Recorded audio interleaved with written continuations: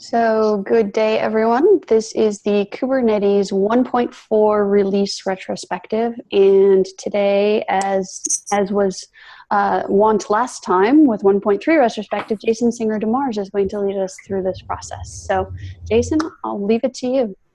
All right. So one thing is that I'd really like to keep this to an hour if we can. If we need to schedule another hour, we'll do that. We had to do that last time, but let's shoot for an hour. So I'll be brief. Just to give an introduction, I like to start out these meetings with a quick set of working agreements, just so that we're all on the same page about what behavior we expect from ourselves and others participating. A big thing is to be really blameless about how we document things that could have been improved or things that maybe didn't go as well as we wanted. So please try and make any suggestions you write below in the deltas or things that could have been better sections in terms of what could be improved, so make them really positive. We want to keep respectful communication when we're talking to each other or pointing things out. Again, we don't want to blame, and we really need to respect that in a community as complex and interwoven as we are, that the problems that come up are usually system problems and not people problems. So let's try and focus on making the system better and not focusing on the people at hand. Lastly, please respect the time boxes. In each section, I have some time allocated, and I'm going to be keeping a stopwatch, and I'm going to be relatively ruthless about maintaining our time frame. Otherwise, this will go on for too long. So I went ahead and pulled the things from the last retrospective, 1.3, to look at what we said we were going to do as a community and how we did on that. I sort of roughly coded these as red, yellow, green. There's a couple of these that I didn't have visibility of, and if you want to put colors on those, and Sarah, you might be best suited to do that since you've been along for every part of the ride. But generally speaking, as I reviewed the last retro, we did a remarkable number of things to improve this process compared to what happened in 1.3.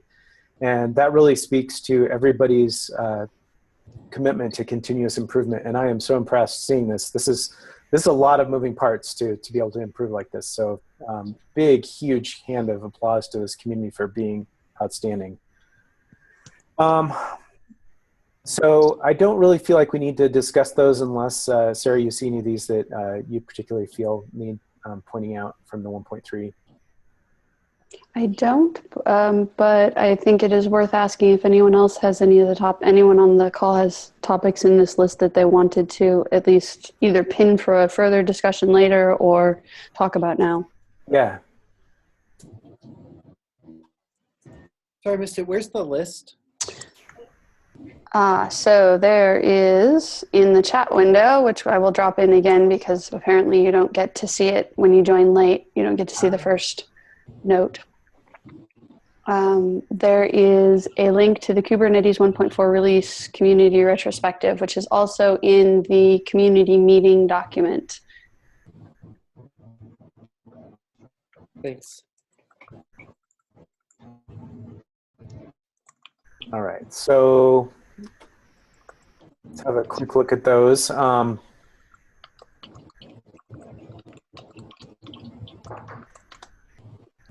We can also follow up if there are some that should just be pinned for a different discussion because they could be topics on the regular community meeting. Yeah, that seems like. Okay. So let's go down to what went well. What I'd like to do is have people just go ahead and enter in things there in the bullet list that you think went well in real time, and then we'll discuss them as they come up if we need to. I'm going to try and focus more of the time on what do we need to improve and what we'll do differently. So go ahead and take a few minutes to do that. And specifically, there's a section there that says kudos to. There are a lot of star actors during this time, and I would love to see those recognized here so that we can give them a big high five.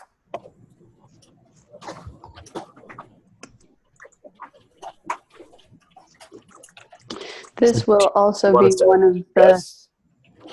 I'm sorry. Do you want us to discuss what went well or just type in the document? Go ahead and type in the document for a couple of minutes, and then we'll start discussing if need be.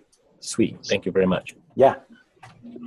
The kudos is also one of the spots where we can collect information because I do want to do a 1.4 release community award, just as we did one for a 1.3. So we can, the kudos and the who did awesome things is helpful for me to coalesce that. I've already had some nominations emailed to me and mentioned, but it's another good spot.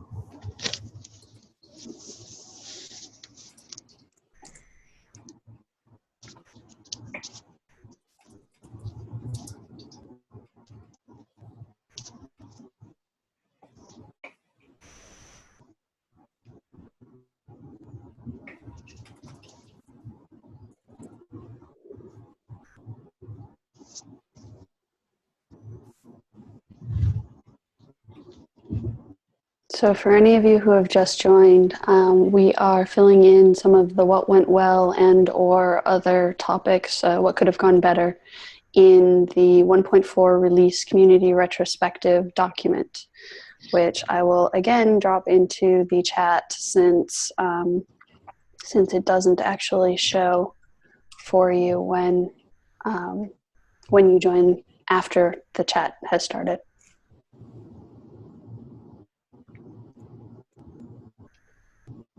So we'll give this another couple minutes. I feel like there's a lot more that went well that's not getting documented.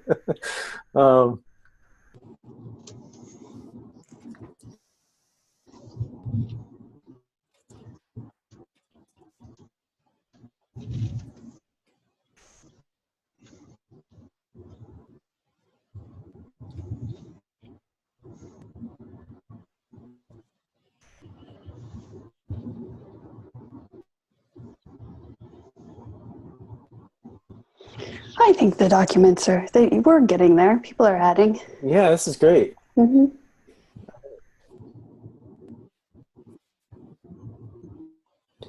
And of course, the recorded version of this, we don't get to see all the cool typing in place, but things that are coming up so far. Follow through on improvement. This is what I mentioned before. Exception process to prevent last-minute code churn. Excellent. Hard line on not accepting large code changes late in the process. The features repo. Genius. And release notes from Aaron. Yeah, thank you so much for that. An understanding of what is beta versus alpha early. It is more exciting with the typing showing, isn't it? Yeah, it is. It's like watching in real time. Thanks for sharing your screen, Sarah. Community participation, PM group visibility, updates to community from SIG leads. That I'm going to actually put a plus on it right now because that's been great. All right, and then let's do kudos real quick. Boy, all these people have been superstars in this process. Phil Whitrock has been amazing and managing what seems like a million different cats. Ihor, thank you so much for all the great updates that you do every week. It makes following the process so much easier. David Oppenheimer, yes. And I'm going to not pronounce Anirudh's name right probably, but You did just fine with Anirudh. Good. And Aaron, awesome work as always. Justin Santa Barbara, yes. And I also want to thank Justin for work on COPS because that's really great. David and Jared, awesome. Docs for the win. Docs and SIG Docs, great work.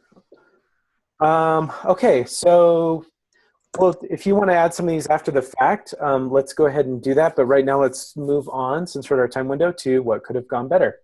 So what I'd like to do is have whoever put these in represent them and just give a quick overview on what you mean. The first two items were from the community meetings. One was from September 29th, and that was really around automated tooling should be applied to our features repo. And I think that was relatively self-explanatory, but I don't know that we necessarily have a work track around that. The other one was from the September 8th community meeting, and that we need to find people to take over responsibilities outside of directing releases.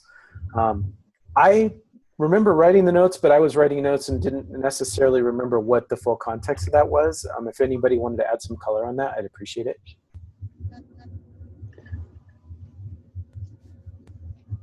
So the outside directing releases, I'm not 100% sure if it is about allowing people outside of Google to do more help with the releases. I think that's what it was. I think it was too, yeah. Yeah, and that has to do with improved tooling and improved accessibility to the release process. So that I think is a combination of needing to get volunteers who want to help and recognize that they will need a ride-along passenger from Google who then goes, oh yeah, you can't do that. Note to self, we have to fix that. Okay. We have chosen a 1.5 release czar, if I remember correctly. And we have handed off the 1.4 point release responsibilities from Philip. He is now free. Go, Philip. And so maybe what we can do with 1.5 is get someone from the community to partner with the 1.5 release czar and do it in sort of the reverse this time. Yeah, I mean, I'm working with the czar right now. His name is Saad Ali. And I can tell you that if anyone is interested in contributing to some of the more grungy aspects of the release, please feel free to reach out to him. He's already working on sort of who owns what areas for 1.5, and anything would be appreciated. Caleb Miles has just said, "Grunge me up." So wonderful, Caleb. Caleb and Saad. Saad, are you on that note, I'd like to note that Eric Feta, our prod TL, has actually kicked us all off of Jenkins internally, so we have to use the same tools that external users have to use. See progress. So. Excellent. Awesome. Okay, so let's go ahead and go through these. I just put a to-do or an action item around get a partner for the 1.5 release czar down there. Put Caleb's name. Saad, if you want to put your name there too, that would be great. Or Sarah, if you want to do that. I can. Great, thanks. I'm not the best with spelling names. All right. So next bullet point was lots of automation to build project management features on top of GitHub. Will it ever be possible to use dedicated tool for project management? Apache Foundation has Jira, Cloud Foundry has Pivotal Tracker. Who put this in there, and would you like to speak to it briefly? I put this in here, and okay. I've been super appreciative to the work that Ihor has done, but I noticed that a lot of it is manual, and a lot of kind of our tooling with the applying labels and pinging people are things that I have seen be more discoverable. I mean, I do love that it's just GitHub underneath. So from that point, it is rather the on-ramp is pretty low there. But when we have 3 or 4 or and repos now, especially with the incubator work, it makes it really hard to get kind of a global view over the project as a whole. And I'm just wondering if there ever is a time where we could use some dedicated kind of project management tooling in the project. Okay. Now, question is that something that we want to look at to try and target for 1.5 and beyond? And I guess that's a broader question. Maybe we could bring up the community meeting, because that would be a good audience for that. Yeah, and that sounds good. Sounds great as an action item, yeah.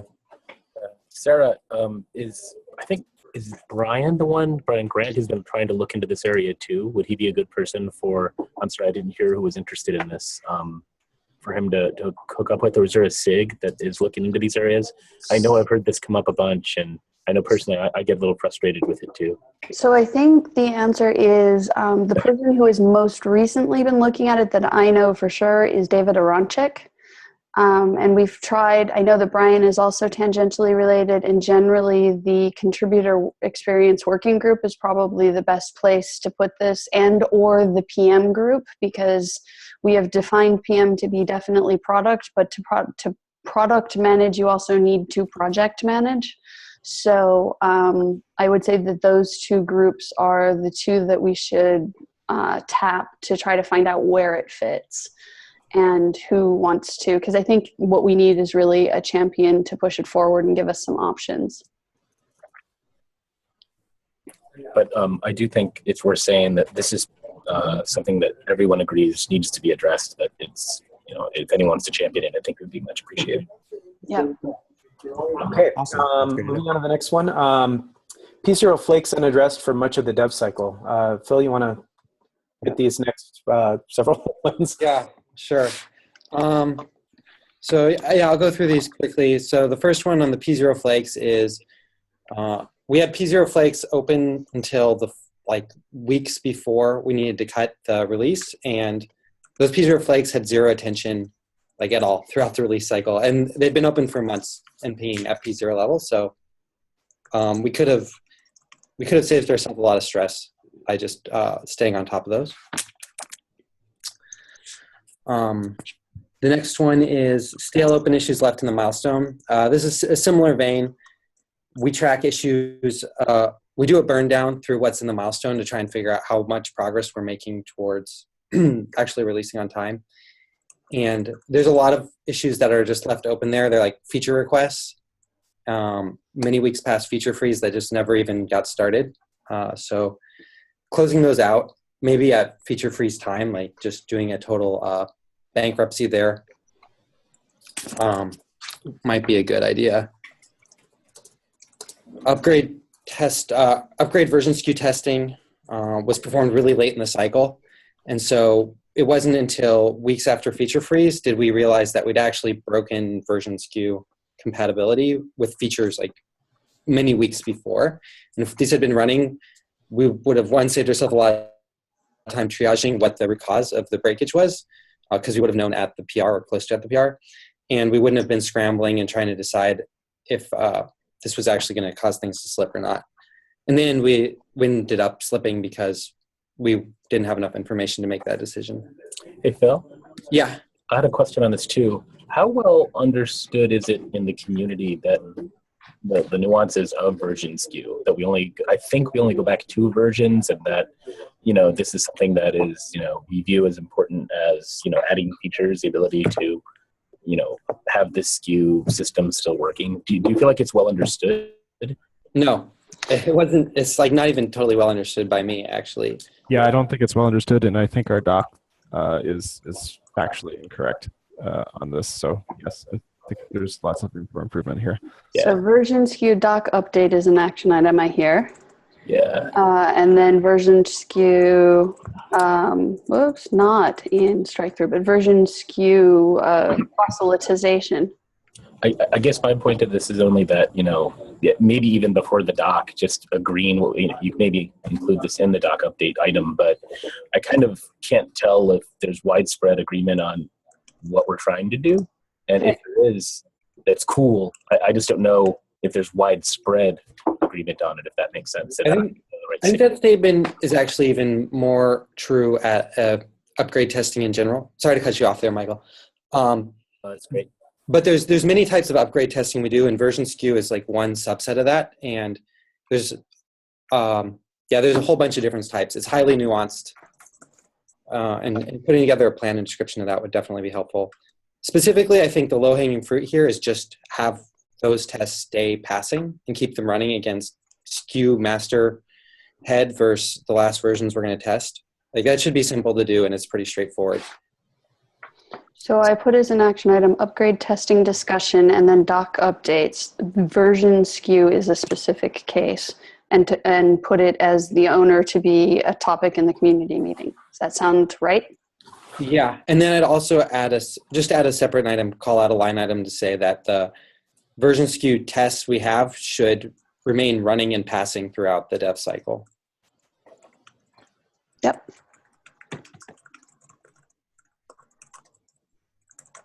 All right. The second item is actually closely related to the first action item we had there, which is there's also manual upgrade testing, which is separate from the automated upgrade testing. It's resource intensive, and it limits how often we can run it. Oftentimes we can't actually run it on the final version that we cut because we're cherry picking changes up to the very last moment. What would you call an action item around that? Is that something that we can address? Yeah, I think the plan there would be fully define what upgrade testing is, what needs to be done, and the different pieces, and some of that can be automated. So the action item there is make it the stuff that can be automated, make it easily automatable, then find the folks who should be responsible for automating, or to define how to automate it, and then define all the pieces that we need to automate, and then find the owners for those and have them do it. Okay. Do you feel like that's a community meeting? Do you think we can accomplish that, or is that something that should go out to one of the SIGs? That should go out to a SIG. It's like SIG testing, or? I think that sounds like SIG testing. Yeah. And we've already done a bit. This is actually, there's some discussions going on already about this. Okay. Good. Cool. All right.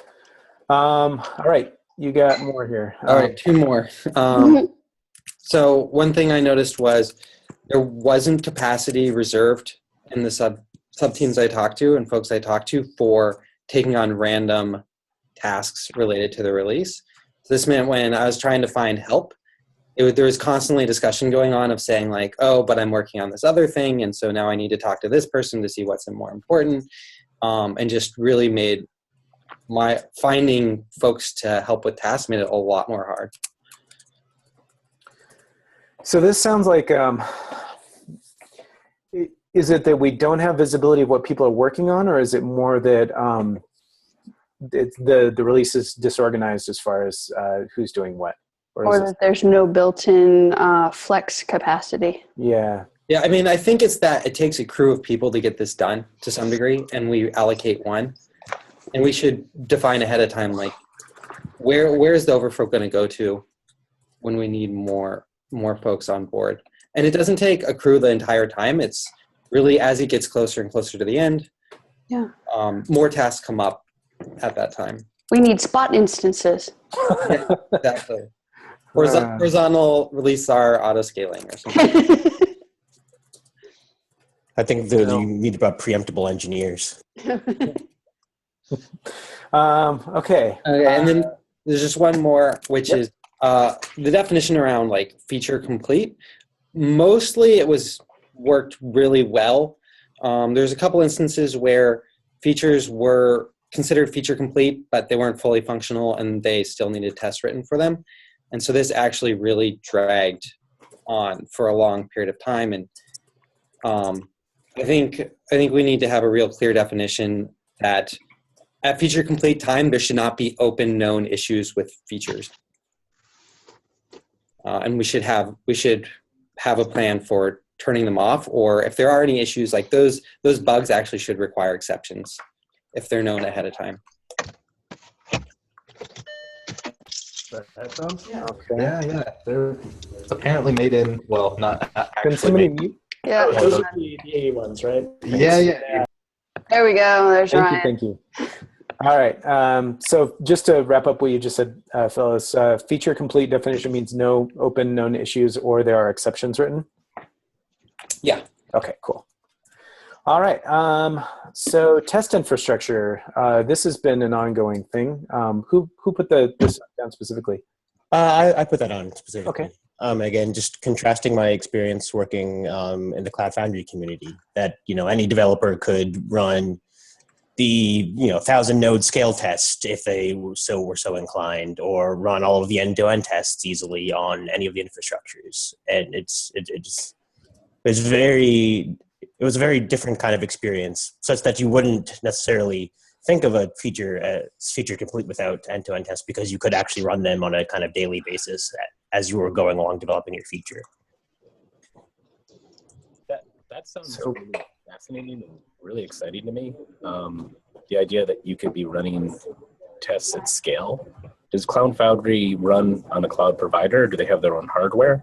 Yeah, so Cloud Foundry runs continuous tests. I mean, so it's broken up into a lot of different components, but at a product level, it runs on AWS, Azure, a couple different flavors of OpenStack, GCP now, vSphere, vCloud, and there's a couple of bare metal providers that don't run all the time, but the teams that maintain that, like the RackN team that's worked on that initiative. Whoops. I think I muted. Sorry. Caleb, you were talking. I muted the wrong person. Oh, no worries. But yeah, so all cloud providers are tested essentially continuously. But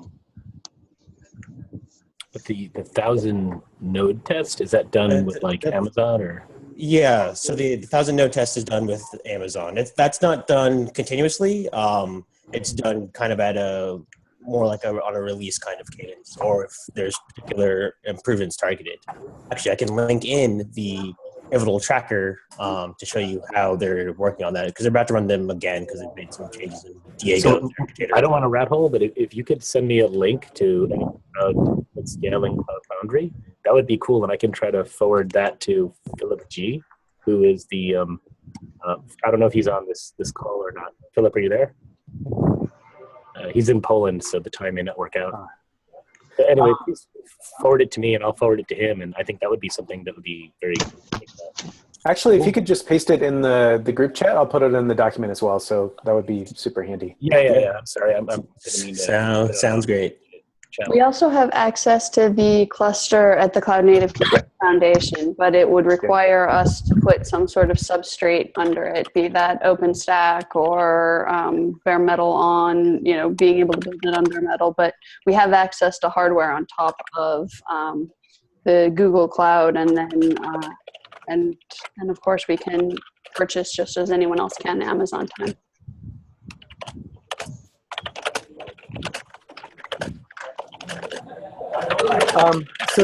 I feel like that's an action item that we need to explore, because that's just out there waiting for us to use and we're not doing it. So it feels like that would be good to get our hands around.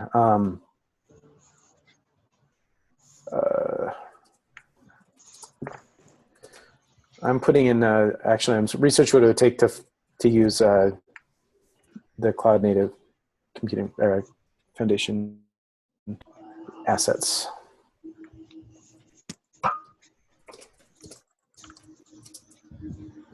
Hey, Jason. Yes. This is Connor at Intel. If you ping me, I can put you in touch with the right people. Oh, cool. Running that infrastructure. Excellent. Not me, but another team in our group. Okay. Yeah. All right. Can you put your contact info or email as a link in the doc under the owner? Yep, can do. Cool. Awesome. Okay, and moving on. It looks like we are done with the things that could have gone better. If you think of things as we continue through this process, please put them there. So we've gone through, and both Sarah and I have been in real time calling some of these things out to put in what we would do differently for 1.5 from what we've talked about. Are there other things that people can think of that we should seriously invest some time into improving for this next release cycle?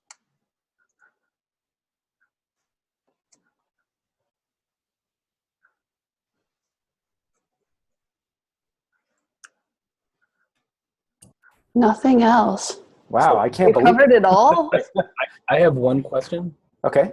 Is there it's hard to tell when we're doing the burn down meetings if, we're in the center of things. Is there an army of people who are trying to contribute to the releases, willing to do grungy work and just don't know how to get involved? Or at this point, are we doing a good job patching people in? And there's an email list I don't know if people know about. I think it's called the burn down milestone list or something like that. If someone could paste that down, because I always forget the wording and Gmail tabs it for me. Because we started using that as a central communication place. And so, A, I didn't know if people knew about that list because it was very helpful. And two, I didn't know if there are people at home, going, darn, I really want to help this release. It's hard to tell. That's it. So Like, yeah, we had that same discussion in the last retro too about how to sort of marshal resources around getting people to do the burn down. I don't know that we had a convincing or singular answer to that, but I'm willing to document anything we feel like we can do. here it's just more of, is this a problem? I can't even tell because it feels like we have lots of people getting involved, and that's all. It may not be a problem. We may have got this okay. Well, Phil, what do you think about that? Did we have enough people doing the right things? I mean, obviously we didn't have enough spare capacity when you needed it, but what do you think in terms of doing the burn down? What did you think there? And I think we had enough people at the burn down. What we could have really used a lot of help on is just the folks who have issues assigned to them. Mm-hmm.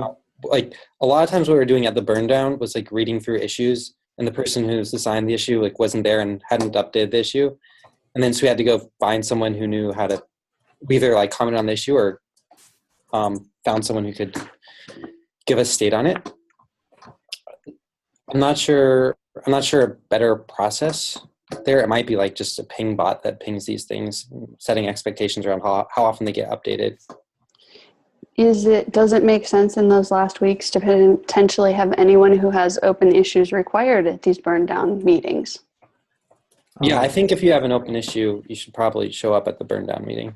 So then I think we need to figure that out, because the milestone burn down mailing list, which I'm still looking for the email address for, only has 45 members, and it's people who are very interested in and engaged with what the release cycle and that, but it isn't necessarily the engineer who has the issue that's blocking.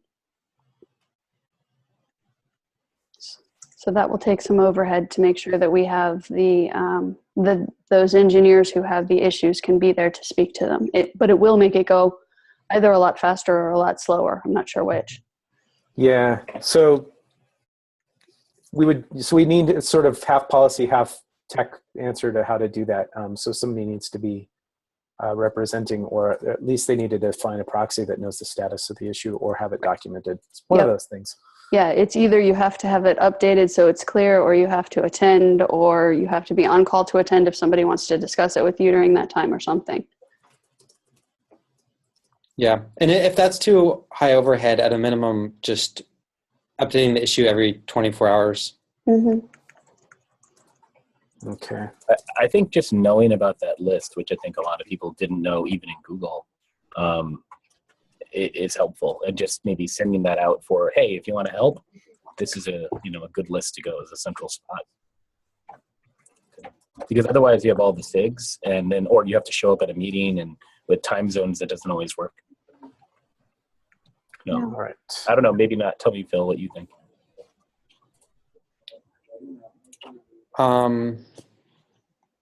Sorry, can you repeat that last piece? So I guess what I was curious about was, if I was,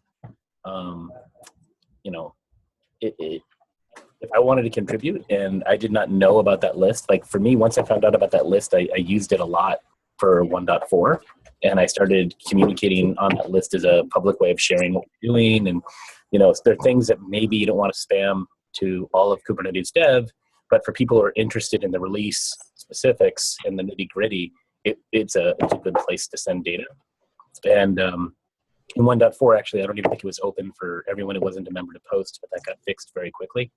So I don't know if we can use that more aggressively to let people know, if you're interested in helping, this list is a good place where there's a lot of traffic and where people can, volunteer. And I don't know. It seems like a nice central port of communication. I see what you're saying. So just reusing that list as a mechanism for communication between folks who want to be involved in the release process. Right, because where do you go if you don't happen to be sitting next to you and you can't make the burn down meeting for one reason or another, or you don't even know when the burn down meeting is? Like, how do you get involved? And so I thought, that might be a good entry point. Yeah, that sounds great.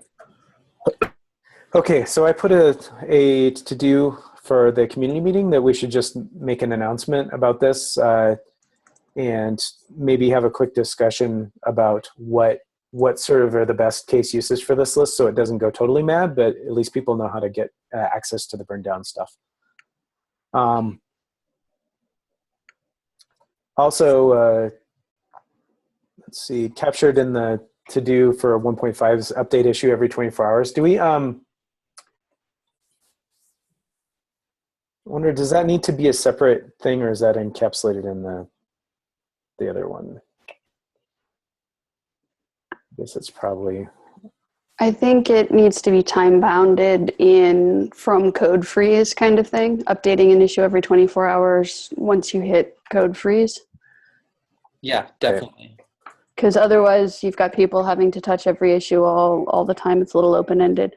Yeah, we don't even want that. And it might be like, yeah, we don't want to overcomplicate it. I mean, this isn't really, really important until the final 2 weeks of the release even. Right. Okay. So an action item there is that we need to maybe create some sort of guardrails around that and distribute it. Is that, I mean, I don't feel like that's a specific to-do necessarily, but just as whoever is handling the release, we need to do that or put it in the notes. So. And that would be Sod and Caleb now. Yeah.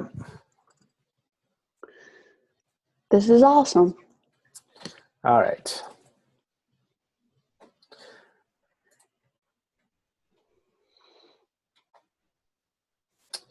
Okay, looks like that's pretty much it right now on the list here.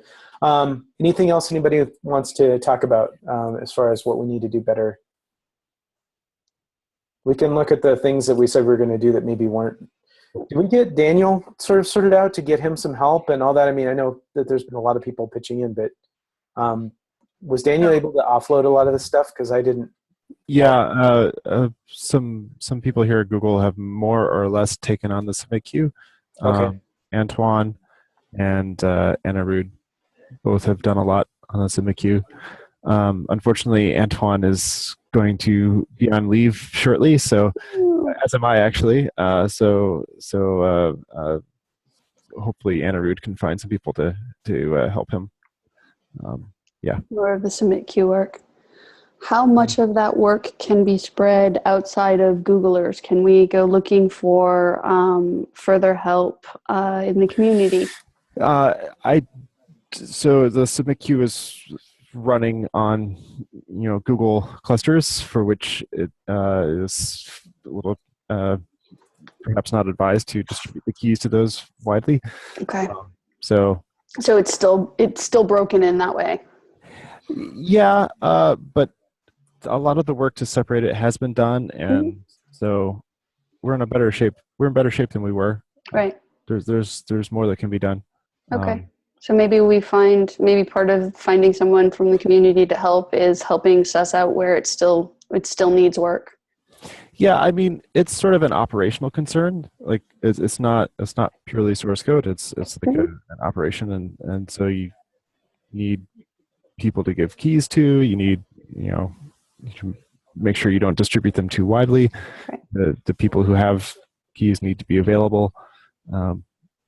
Yeah. So that sounds like an action item to work on the queue. It's still broaden the submit queue work. Can you scritch that down real quick, Sarah?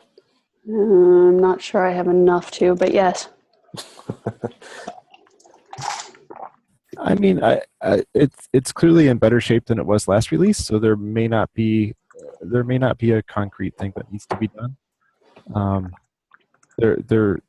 The work that we do need to do is to get away from polling and start either implement webhooks or some other mechanism so we can scale larger, because we're running out of GitHub tokens. So if I say continue submit queue knowledge transfer and decoupling from Google infrastructure, does that cover it? Yeah, that's good. Okay. And can I put you and Anirudh there because you have the knowledge, and I would actually put Antoine and Anirudh. Okay. I'm trying to focus more on my own area. Okay. Cool. Excellent.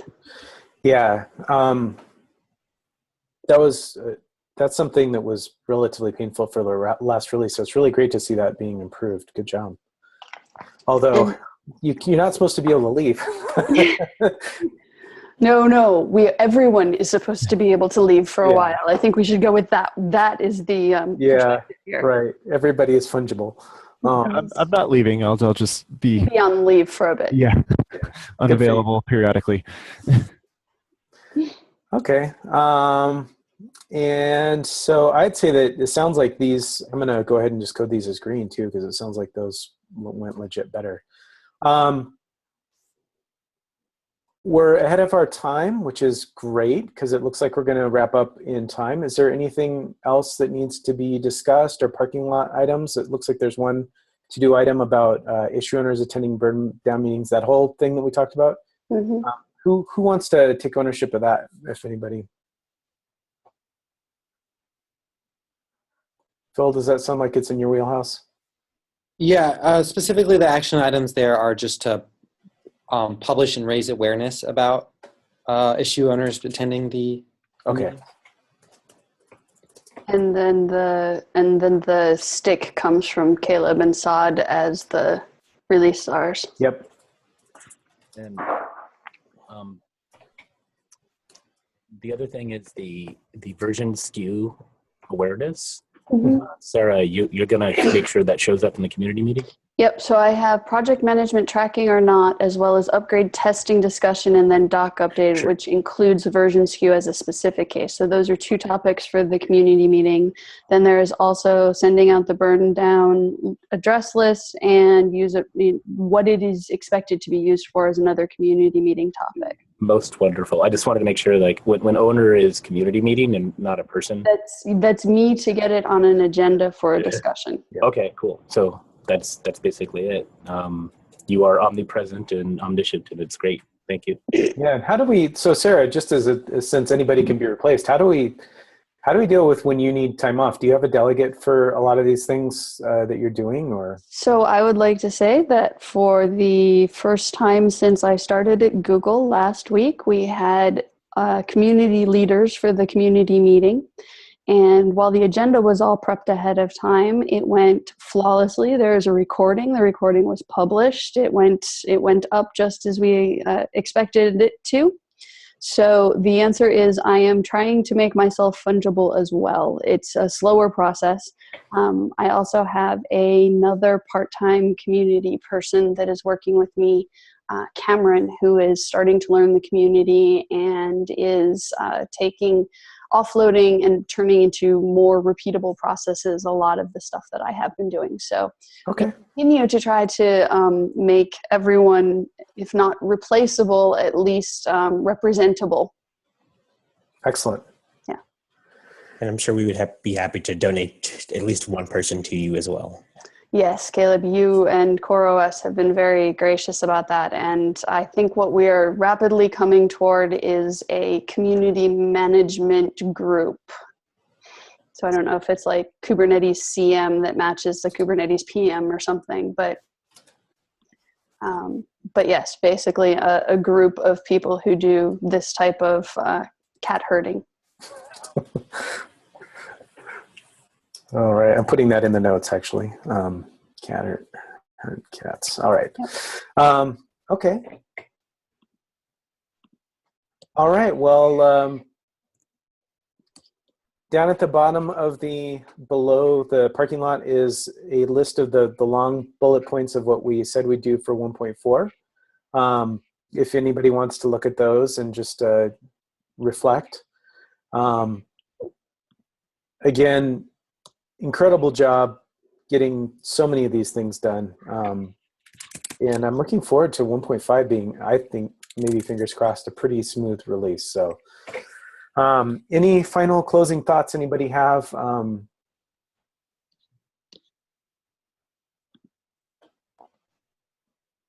Alrighty then.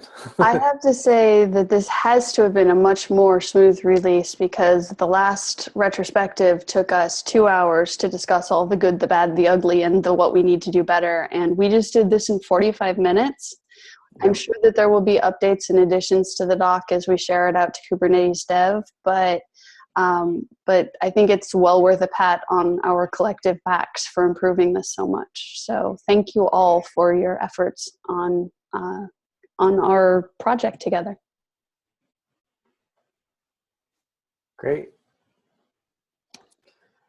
All right, everybody. Have a great weekend, and we'll see you at the community meeting in a week. Thank you. Have a great weekend. Thank you. Good job. Bye.